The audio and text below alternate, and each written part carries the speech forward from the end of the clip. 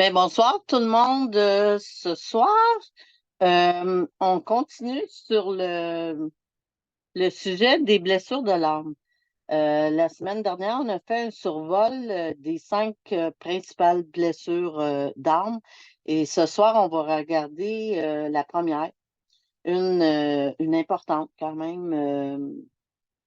Les blessures de l'âme, la plupart des gens qui ont eu des familles dysfonctionnelles ou qui ont le mal de l'âme sont infligés de ces blessures-là. Souvent, on en a une à trois qui sont prédominantes sur les cinq.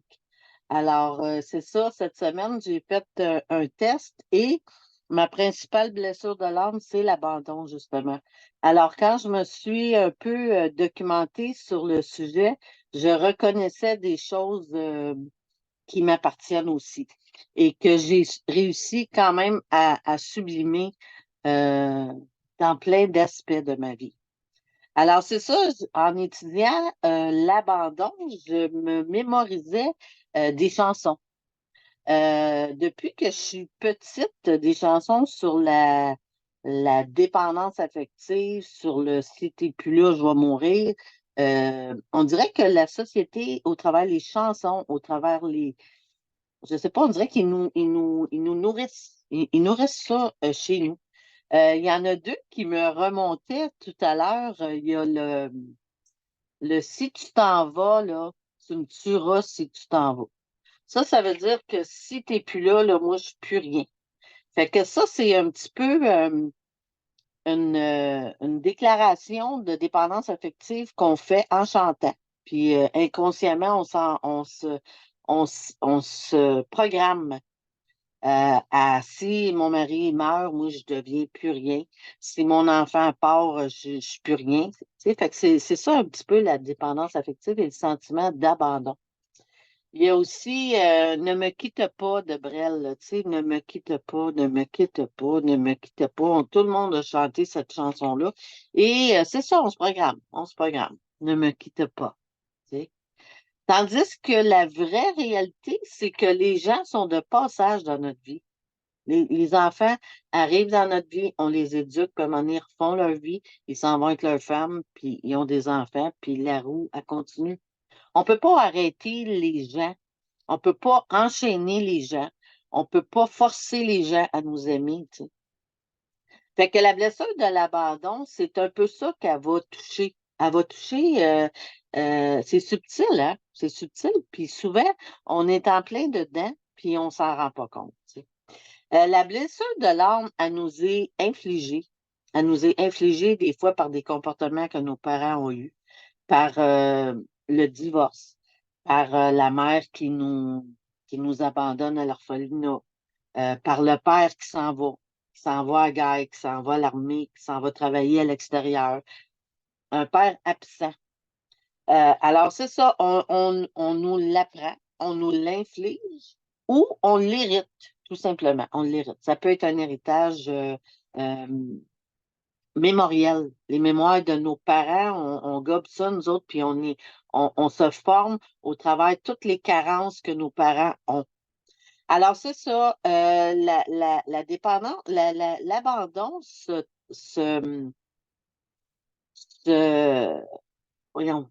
se voit dans plusieurs aspects dans notre vie. Tu sais, on développe souvent la dépendance affective dans nos relations affectives.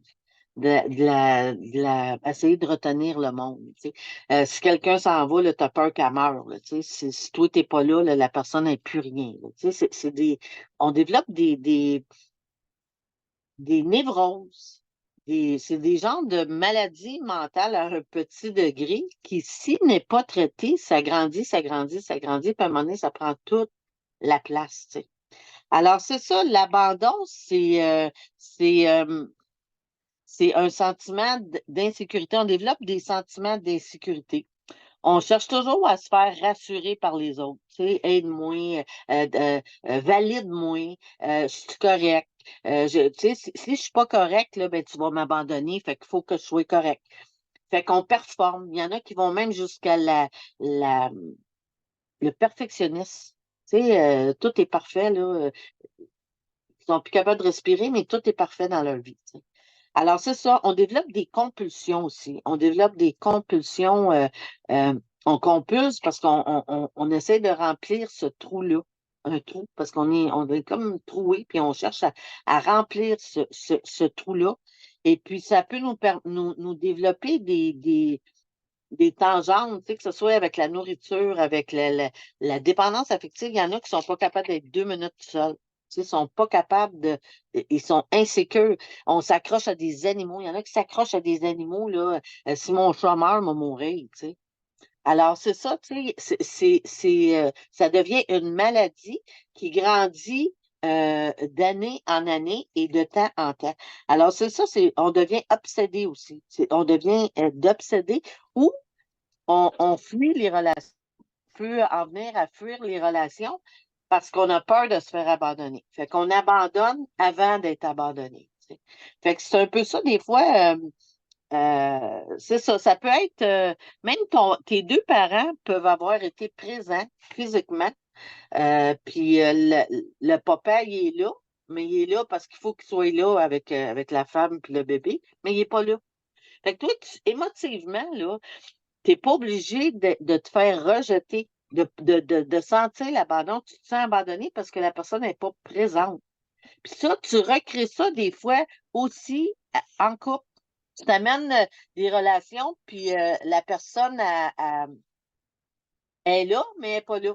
Tu sais, tu sais jamais quand est-ce qu'elle est pour sacrer le camp, puis tu as tout ce bagage-là d'insécurité. La blessure de l'âme, l'abandon te fait développer un paquet de, de réactions, de carencées. On est des carencés. C'est une carence assez importante, le sentiment, la blessure de l'abandon.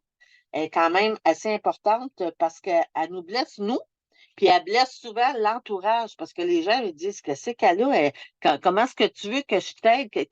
Comment tu veux que je comble ton trou qui est immense? Tu sais, c'est un trou béant, tu sais. Alors, c'est ça, si c'est pas pris en main, ces blessures-là, ça fait souffrir aussi l'entourage. Il y a des enfants que leur mère a tellement peur elle a tellement ce sentiment-là elle les surprotège. On surprotège nos enfants, on surprotège nos animaux, on surprotège les gens qui nous entourent, puis à un moment donné, même les gens qui nous entourent étouffent. Fait que notre sentiment d'être étouffé, on fait qu'on étouffe les autres. Fait que ça fait des relations qui sont pas saines. Ça fait des relations qui sont pas vraies. Ça fait des relations qui sont pas fondées. Fait que c'est ça. Fait que souvent, ces personnes-là se retrouvent, mettons, le gars s'en va, là, ben, sa vie est complètement finie, là. Fait qu'elle peut finir facilement en dépression incroyable. Ça peut finir par des tentatives de suicide. Ça peut finir par un paquet de choses qui peuvent être pas le fun, parce que c'est un- des carences importantes. Tu sais. Fait que c'est pour ça que ces blessures-là sont subtiles. C'est sûr que c'est pas facile de dire, ben là, je vais essayer de me regarder parce que les comportements que j'ai par rapport dans mes relations immédiates, là, je suis plus bien là-dedans. Tu sais. Puis t'es pas obligé non plus de te rendre jusqu'à la toxicomanie, puis l'héroïne, puis la drogue forte ou l'alcoolisme à outrance, là. Tu peux facilement aussi avoir ces blessures-là, puis pas te garrocher, autrement dit, dans les substances ou dans le sexe à outrance ou dans, tu sais, t'es pas obligé d'aller jusque-là. Ça peut être une petite blessure de l'abandon, mais qui est tannante au fil des années parce que tu dis, je suis plus capable de me voir dans ils appellent ça des patterns ou des comportements. Je suis plus capable de me voir dans ces comportements-là. J'ai le goût de changer, tu sais. Je sais pas comment faire pour changer, mais j'aime plus, je m'aime plus, là. Parce que ça affecte aussi l'estime de soi, tu sais. Quand tu dois carencer puis courir après un gars, puis que tu vois qu'il y a des gens autour de toi qui ont des semblants de relations plus saines, tu sais, la fille, elle meurt pas, là. Elle n'est pas en train de mourir si le gars s'en va, là. Elle l'appelle pas 20 fois, là, tu sais. Elle développe pas des comportements malades parce que son chum part 2 jours avec ses amis à pêche. Tu sais, il a vivre et laisser vivre, tu sais, être libre puis laisser l'autre libre. Une relation saine, c'est supposé d'être comme ça, tu sais. Mais quand tu as ce sentiment d'abandon-là, là, ton chum, il n'a pas le droit de s'en aller à 2 mètres sans que tu saches où ce qu'il est, tu sais. Fait que le gars, à un moment donné, là, tu tires sur l'élastique, elle pète, tu sais. Puis il n'y a plus personne, que ce soit des gars, des filles, même ton chat te fuit, tu sais. Alors, c'est ça, à un moment donné, on vient qu'on s'aime plus, ça affecte notre estime de soi. Puis c'est là qu'il faut qu'on en vienne à regarder, à euh, se réparer, tu sais. Parce qu'on a été blessé, c'est correct. Tout le monde en parle. Là. De plus en plus, les gens parlent des blessures de l'âme, des manières de se rétablir, des manières de guérir des parties de nous autres, que ce soit le mal. Parce que le mal de l'âme est présent dans la société. Tu sais, la société est malade. Mais individuellement, comment tu fais, toi, pour te prendre en main, pour te responsabiliser? C'est ça. Puis à un moment donné, ben c'est ça, on parlait beaucoup de l'enfant intérieur. C'est guérir ton enfant intérieur, retrouver ton enfant intérieur, penser, mettre guérir ton enfant intérieur. Fait que ça demande de la responsabilisation. Ça demande de la conscientisation. Ça demande de l'honnêteté envers soi-même. Parce que la plupart des gens, il y a beaucoup de gens qui voient ça comme une montagne, tu sais, capable de se rétablir. Puis, premièrement, se dire, là, les gens ont honte. Tu sais, j'ai honte d'être comme je suis. Fait que j'irai pas m'étaler puis dire ça au monde. C'est pas des affaires du monde. Puis surtout que on vient de nos ancêtres là, qui étaient dans le déni, puis il fallait pas parler. Puis là, nous autres, on a le goût de parler parce qu'on a le goût de changer. Puis on est en changement. Tous les gens alentour de nous autres se prennent en main. Puis là, à un moment donné, ben, on dit, ben là, moi avec, je vais me prendre en main, mais comment je fais, tu sais? Comment je fais? Fait que la première des choses, c'est de conscientiser, d'en parler. Il y a des gens qui peuvent t'aider, tu sais, il y a des emplacements où tu peux parler des choses que tu vis. Il y en a partout. Tu sais, si tu regardes au CLSC ou si tu es une femme dans des maisons de femmes, il y a plein d'emplacements où ce que tu peux réussir à trouver des gens. Il y a de plus en plus même de regroupements d'hommes. Tu sais, des hommes, il y a des hommes qui vivent de la cruauté mentale autant que des femmes, là. Des hommes battus, il y en a aussi. Des hommes abusés, il y en a aussi.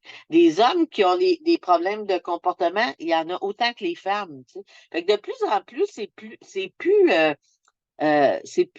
tabou.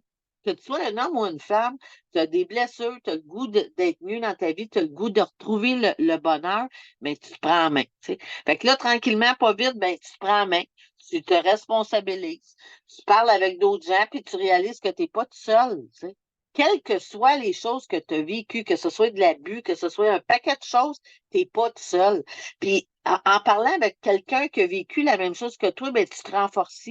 Puis là, tu te dis, je suis pas tout seul, puis je me sens rassurée, puis je me sens que j'ai des gens présents pour moi. Fait que le rétablissement dans plein de choses existe, mais ça demande de tendre la main, ça demande de faire des efforts, ça demande de se prendre en charge. Ça demande de s'avouer. C'est pas facile de sortir du déni, sortir d'une roue de victime. Tu sais, parce que la victime, le bourreau, le sauveur est toujours présent. Quand tu es carencé, quand tu as les blessures de l'âme, il y a toujours le bourreau, la victime puis le sauveur. Fait que là, tu es dans un état, tu appelles ton ami, ah, ça n'a pas de bon sens, l'écœurant. Là, tu appelles l'écœurant, là, il dit pauvre petite. Là, tu sais, tu comprends?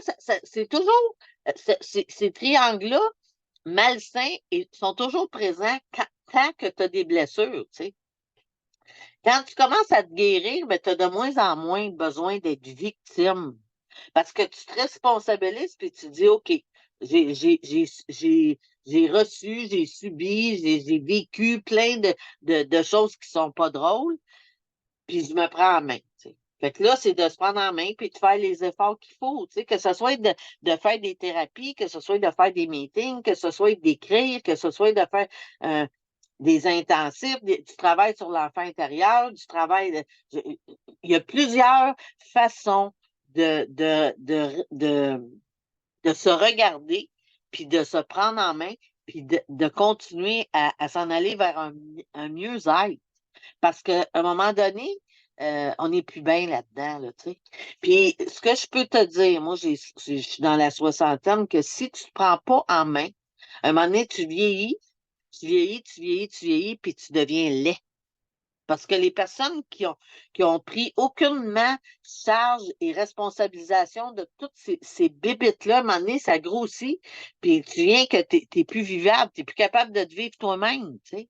Fait que tu développes toutes sortes de comportements encore plus malades, puis c'est désagréable, tu sais. Tu viens que tu n'as plus le goût de vivre dans ces états-là. C'est pas drôle, tu sais. Moi, j'en vois plusieurs qui se sont pris en main, qui sont éclatants, qui ont le goût de rire, puis qui sont joyeux. Puis j'en connais qui sont étendus. Ils ont eu les mêmes, tu sais, dans une famille, il y en a, le mouton noir, la plupart du temps, là, c'est celui qui a été le plus blessé. C'est le premier qui commence à se rétablir. Tu sais, après ça, sûrement les autres suivent, là. Mais on est dans une ère où il y a tellement de possibilités de te prendre en main que c'est un cadeau. C'est un cadeau, tu sais, quand on dit on est dans la spiritualité, on est dans la conscientisation, mais il y a plein de portes, tu sais. Il s'agit juste d'ouvrir la bonne porte, tu sais. Fait que c'est ça, je fais seulement des survols pour amener les gens à conscientiser que ces blessures-là, euh, oui, sont présentes, mais oui, si on ne les prend pas en charge, vont grandir. Mais oui, si on commence à se responsabiliser puis à faire attention à notre enfant intérieur, puis se prendre en main, puis s'aimer soi-même, un petit pas à la fois, mais à un moment donné, oui, ça se fait se rétablir. Puis on n'a plus besoin d'un homme dans sa vie pour combler un manque. Moi, la personne qui va rentrer dans ma vie va être autant euh, responsable de lui-même que moi, je suis responsable de moi. C'est ça que j'envisage, moi, éventuellement. Puis je suis encore en rétablissement, je suis encore en train de me prendre en main. Puis c'est ça que je vous souhaite, moi, que vous vous preniez en main au travers de ces douleurs-là. Tu sais, il y a plein de YouTube, il y a plein de livres, il y a plein de possibilités de te regarder si tu veux te donner la moindre peine, là. Tu sais, ça prend juste un petit coup, tu sais. Alors, c'est ça. Je vous remercie de votre présence pour ce soir. Et puis, la semaine prochaine, ben, on touche à une autre blessure. Et c'est ça, il y en a 5 blessures. Alors, c'est ça. Pendant 5 semaines, on va parler sur les différentes formes de blessures de l'âme. Et c'est ça. Ben, je vous remercie pour votre présence et à la semaine prochaine.